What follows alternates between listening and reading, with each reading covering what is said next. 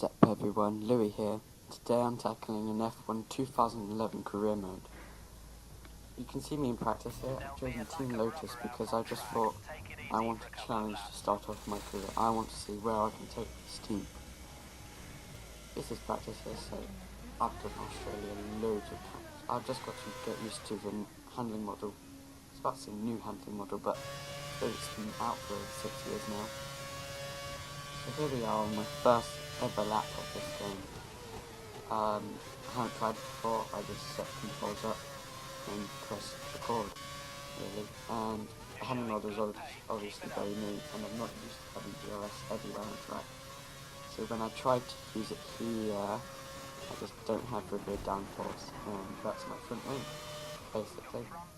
I managed to recover the car, didn't do any serious damage on it. Still soldier on without a new front wing, because the lap time was just really slow, so I didn't really need a new front wing. And as you can see, I've done the R&D objective, and I'm going back into the pits, and I don't expect this much understeer. Are you okay? That's my tyre gone. Yeah, I didn't really expect that. That's, may have to cut that out. Tell me, what are your hopes and aspirations for the current season? And do you have any personal objectives that you want to achieve?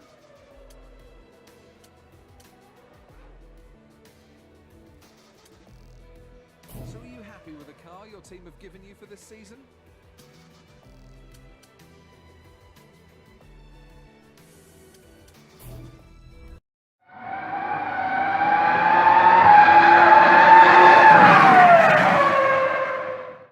And so here we are in qualifying now.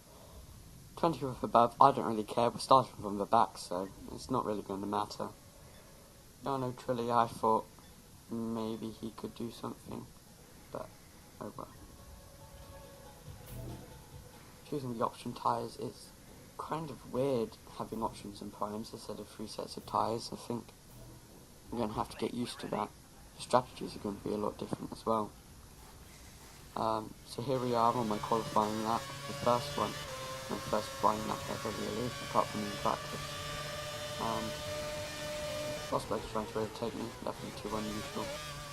But then I look ahead into the distance, and there's this car. Yeah, and it's going into a chicane. No, wait! It's the rain car for Kane. Oh dear. We've been truly mugged off here. Our qualifying lap's ruined. It's dead now. And he blocks us off into this corner as well. I think that corner's called Gravestone, correct me if I'm wrong, and really, our lap's ruined now. We can't do anything about it, ever. It's a shame really, it's a real shame. But this is my real qualifying lap now, so I'll leave you in peace. But bearing in mind, it's not very good, so please don't judge me.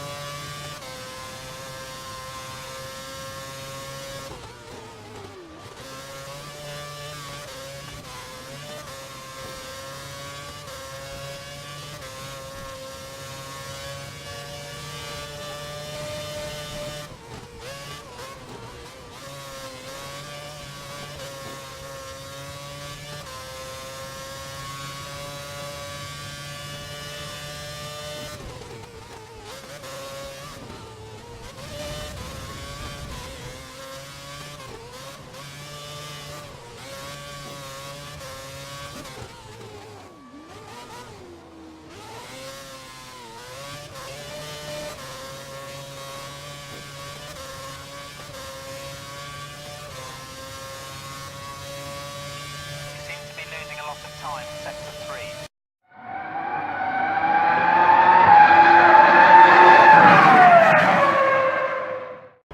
Here we are at the Australian Grand Prix at Melbourne. Jenson Button is on pole, We're starting 21st and our teammate Jarno Trulli starts in last position.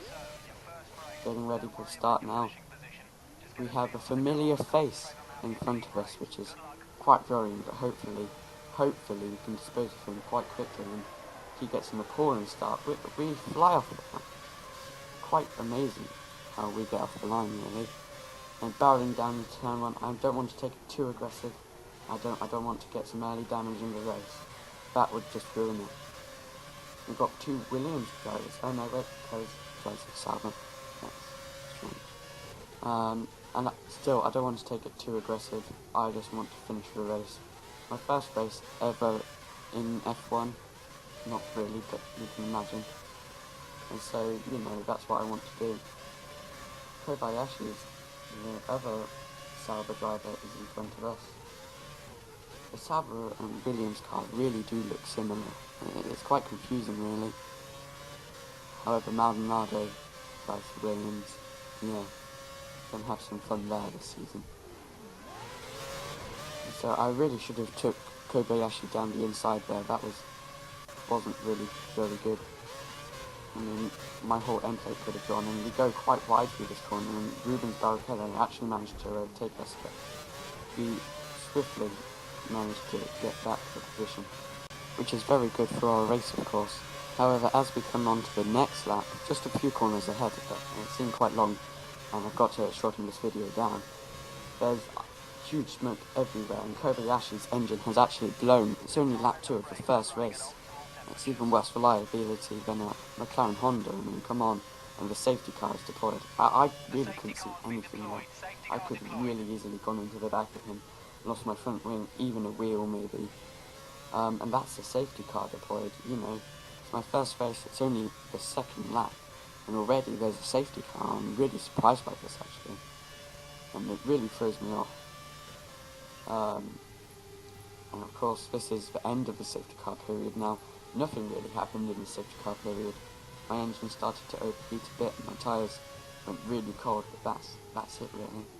I'm stuck behind Adrian Sutter now.